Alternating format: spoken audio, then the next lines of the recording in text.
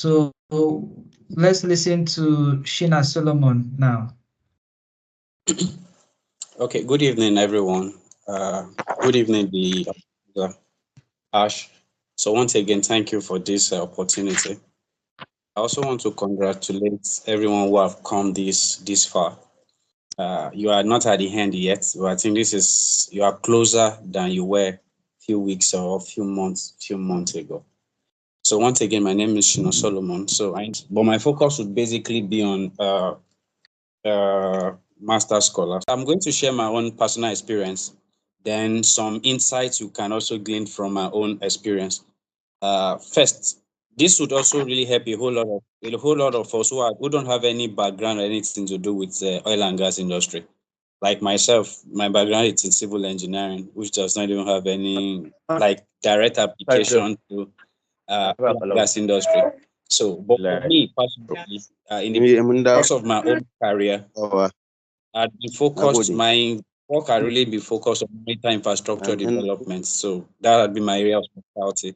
So and that gave me opportunity of working with an oil and gas company, basically helping them build their infrastructures and facilities on water. So that is the only relevance that okay, that's how close I'd ever come to the oil and gas industry.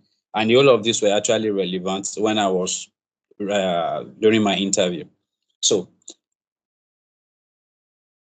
I had my interview in Abuja. So while I traveled down to Abuja, there was something that really happened, and that was first I'm going to focus on your ability to be able to presentation basically, and building a strong case. First, the scholarship has an objective, which is solving problem in the oil and gas industry, or you can actually say building human capital for the oil and gas industry. That's the objective of the scholarship. So irrespective of what you are bringing to board, you must be able to have that strong connection why your course or whatever you want to why maybe the course you have studied or the further studies you're going for, it's relevant to the oil and gas industry. So if you can't really drive this home, you don't stand a chance. That's the first thing you have to bring to mind. And I was able to tie that together by an experience I had. So while we were traveling from Lagos to Abuja, along the way, what I realized was that everybody in the vehicle took out their phone, and everybody went to Google Map, and they were really monitoring the entire journey with the driver. So many years ago, that wasn't possible. You would just keep asking, "Where are we now? Where have we got into?" and so on. And why people also call them along the journey their loved ones, they were able to tell them specifically where they were. Okay, we're now in Ore, we are in so place at so point, which was very wonderful. So when I started, I told the panelists, that was how I started. I told them that I just came into Abuja yesterday, and this was my experience. And one thing I realized is that why they brought out their phone and went on Google Map and was monitoring the journey. Something that was very important. They were actually applying a technology rather called geospatial technology, and that is the background of that is the technology behind Google Map. So I now said, but that technology does not only have its application in the transportation industry, but it has much more application in the midstream, which is one of the sectors of the oil and gas industry. And then I went further and told them what that was the name of this company, a Nigerian pipeline and storage company, what they have been able to do in that regard, uh, trying to monitor the midstream, which is actually the pipelines, and went further and talked about pipeline vandalism, how much we are unable to meet our OPEC quota, okay, and how much Nigeria was losing in regards to that. So I now said, and because I already have a background in civil engineering, and I am currently doing something, and aside from that, as a civil engineer also, I'm quite conversant with geospatial technology, which is I use GPS at work, I use total station, survey equipment, and the like. So I already have a background, and these tools and equipment are currently applied in construction industry, which is the industry I'm currently playing in. And I realized that these two also have significant impact in the oil and gas industry, and it is quite much applicable there. And in the process of that, that would help us meet our OPEC quota, help reduce vandalism. So we'll be able to monitor. So I talked about we using drone, which is part of the application of geospatial technology. using drone, and also made examples of the application of these tools, also this geospatial technology in other part of the world, and so on. So this is it. From my presentation, these are the things I was able to drive out, and that is what I want us to pay attention to. First, I wasn't familiar with the oil and gas industry initially, but one thing I had to do was make a research about the oil and gas industry. Number one, familiarization with the terms. I didn't have anything to do with upstream, downstream, and midstream. I did not even know what they actually meant in the first place. But because I was going for a scholarship that had something to do with the oil and gas industry, so I had to understand what every of those terms stands for. So you have to do one thing for those who don't even have any business in the oil and gas industry or don't know. First, you have to find a way of familiarizing yourself with the terminologies of the industry. Yes, very, very important. Terminologies of the industry. How so you are going to an industry, you should be able to speak the language of the industry. I don't expect you to be making a presentation for an oil and gas industry, and you are not using their terms, you are not using their terminology, you are not speaking like somebody who have an in-depth of the industry. You can't just be using your industry terms and terminology to explain an oil and gas issue. That wouldn't work. Yes, midstream is midstream, upstream is upstream. So those things mean something. And in the process of you making those presentations, you must be able to use those terminology. And how will you be able to use those terminology if you don't even know what they are? So the first important thing for you that would help you in your interview is familiarizing yourself with oil and gas industry terms and terminologies. What do they mean? Very, very important. Number two is that you have to make a presentation that is data rich. What do I mean? I did not just talk about the problem in the oil and gas industry. I backed it up also with statistics. I backed it up with we not able to meet our OPEC our OPEC quota.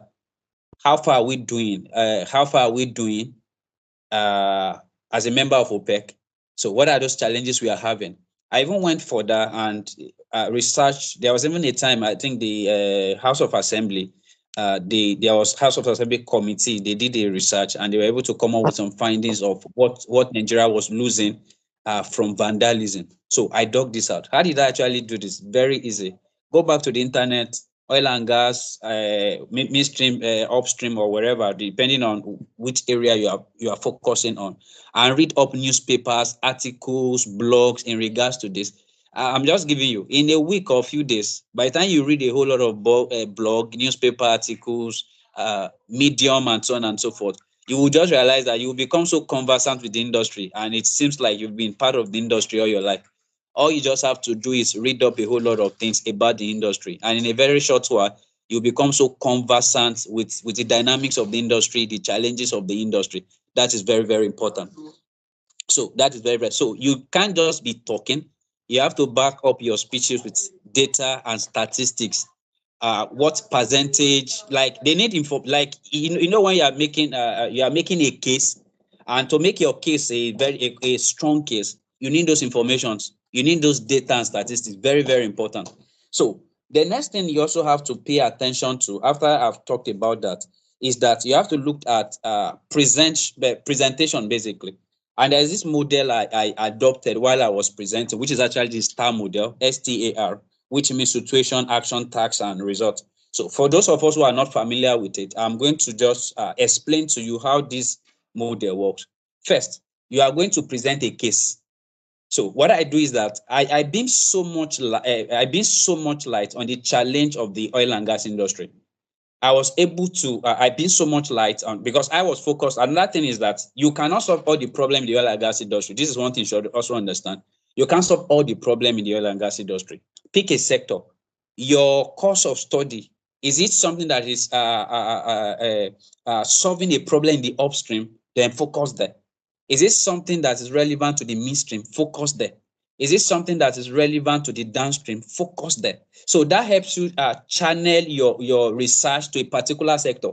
So for me, when I started, I had to start with midstream, and so they realized, okay, I think this dude understand which sector of the oil and gas industry his course of study it's relevant to. So then the conversation started from there. So I wasn't saying anything about the upstream. I wasn't saying anything about the downstream, because the course I was going for does not have any, is not applicable to the other sectors, but to the midstream. Okay, so that really helps you. So number one is that you have to build a very strong case, and that is like you have to paint the situation bad. Like this is the situation and it's extremely bad. Okay, so and this is what I've been able to do in the past. Now that I understand this situation that the oil and gas industry is facing, this is in my own little capacity. This is what I've been able to do in the past, or this is what I've seen that is being done. Okay, it may not be you involved in it. It may not be you involved in it. It may be maybe some research you have conducted or so, or maybe this is the solution you see other part of the world applying to this the solutions that have been proposed in other part of the world for this type of problem. Okay, so basically I say, okay, I know the problem and these are the likely solutions. Then the third thing you also have to paint is that currently, if I'm giving the scholarship, it will help me build much more capacity to be able to attack this problem, or to be able to provide solutions, okay, innovative solutions to this challenge that the oil and gas industry is having. So paint the situation bad, so that it really means it's something that needs to be attended to. In my own little capacity, I've been able to find this and this, or I've been able to work in so capacity in the past that I think make me have a better understanding of the situation of things. Then you now go ahead and say, I need to, you have to, the scholarship will help empower me to be able to build much more capacity, to be able to provide more solutions, or make the solution that we currently have, the solutions we currently have, make it better. Okay, and that's what you are selling to them basically. So the whole of everything you are going to say is that everything you're going to say should ensure that it is in alignment. That's the most important thing with PTDF objective, which is building human capital for the oil and gas industry, or finding solutions to the problem in the oil and gas industry. So and that is where you should be focused on.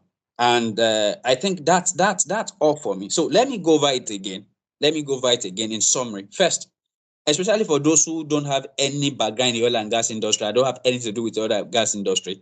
It's an industry you're coming to. Ensure you familiarize yourself with the industry, especially their terms especially. So when you are speaking with somebody from the industry, you are speaking like somebody who understands the industry. Familiarize yourself with the terms and terminology used in the oil and gas industry.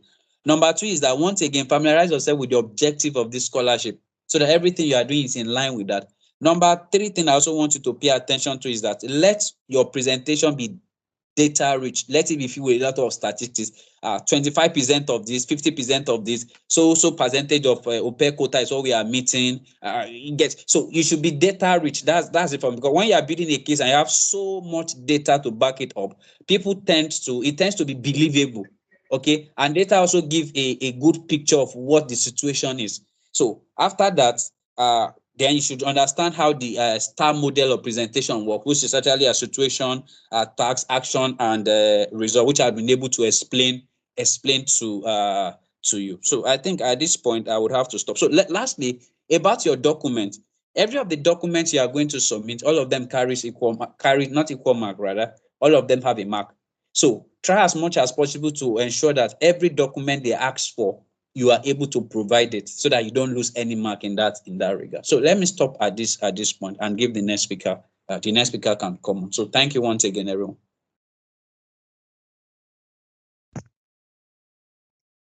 Thank you very much, Sheena Solomon, for such an explicit presentation.